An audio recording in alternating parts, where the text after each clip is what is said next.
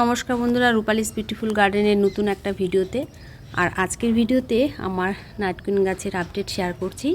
দুদিন ধরে ভিডিওতে তোমাদের এই ফুলের কুড়িগুলো শেয়ার করেছিলাম। কুড়িগুলো কি অবস্থায় থাকলে আমাদের বুঝতে হবে যে ফুলটা ফুটবে, তো সেটা খেয়াল রাখতে বলেছিলাম। তো কুড়িগুলো যখন বড় হয়ে যাবে তখন আমাদের বুঝতে হবে যে ফুলটা সেদিনই ফুটবে। আর যেহেতু রাত্রে ফুটে আবার রাত্রে নষ্ট হয়ে যায়, তাই আমরা যদি একটু খেয়াল না রাখি তাহলে এত সুন্দর মুহূর্ত কিন্তু আমরা উপভোগ করতে পারবো না। তো আজকে ফাইনালি ফুটলো। যেদিন থেকে কুড়ি আসে সেদিন থেকে দিন গোনা শুরু হয় কবে এই সুন্দর মুহূর্তটা আসবে। তো ফাইনালি আজকে সম্পূর্ণরূপে ফুটে গেছে। এখন 10টা বাজে, এখনও একটু ফোটা বাকি আছে। আর 1 ঘন্টা পরে সম্পূর্ণরূপে ফুটবে।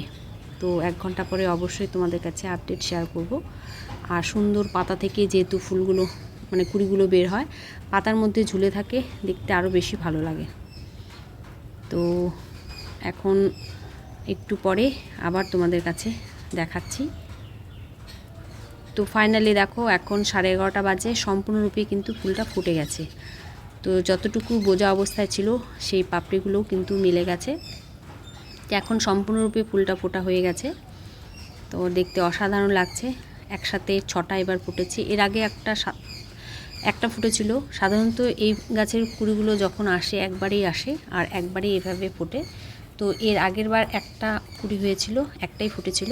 আর এবার একসাথে 6টা কুড়ি এসছে। তো একসাথে 6টা ফুলই ফুটেছে। তো গাছের পরিচর্যা অনেকবার তোমাদেরকে দেখিয়েছিলাম। ওয়েলডেনযুক্ত মাটিতে পাতা থেকেই এই গাছটা খুব সহজেই তৈরি করা যায়।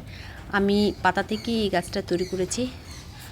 তো মাঝে মাঝে শুধু একটু সামান্য পুরনো গোবর সার বা কিচেন ওয়েস্ট খাবার বা কিচেন ওয়েস্ট থেকে তৈরি লিকুইড খাবার, সর্ষের খোল ভেজা পাতলা জল, এটুকু পরিচর্যা। আর খুব একটা জল লাগে না এই গাছের। নিয়মিত অল্প পরিমাণে জলই হয়ে যায়। 2-3 দিন পর পর জল দিলেও হয়ে যায়।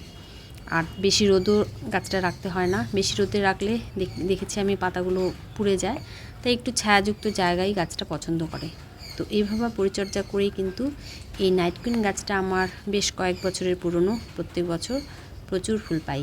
তো চলো, তোমাদের কাছে ফুলটা শেয়ার করলাম। আর আগেই বলেছি ফুলটা দিনের বেলা মানে রাত্রেই নষ্ট হয়ে যায়। তো সকালবেলা দেখো অলরেডি নষ্ট হয়ে গেছে। তো সেই জন্যই আমাদের খেয়াল রাখতে হবে। যদি আমরা খেয়াল না রাখি তাহলে কিন্তু এত সুন্দর মুহূর্ত আমরা উপভোগ করতে পারবো না। তো চলো, ভিডিওটা ভালো লাগলে একটা লাইক করে দিও, আমার চ্যানেলটাকে সাবস্ক্রাইব করে দিও। খুব তাড়াতাড়ি দেখা হবে তোমাদের সাথে আবার নতুন আরেকটা ভিডিওতে। সবাই ভালো থেকো, টাটা।